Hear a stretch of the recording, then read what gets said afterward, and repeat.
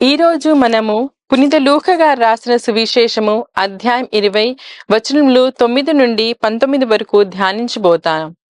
ఈ భాగంలో యేసు ప్రభు మూలరాయి యొక్క ప్రాముఖ్యతను తెలుపుచున్నారు.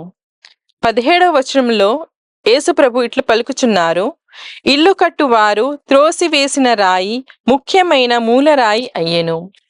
మనందరికీ తెలిసినట్లుగా ఒక బిల్డింగ్ కి మూలరాయి చాలా ముఖ్యమైనది.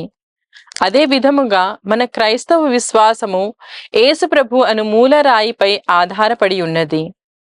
విశ్వాసం ఉండుటయే కాక మనమందరము విశ్వాసం నందలి జీవించాలి.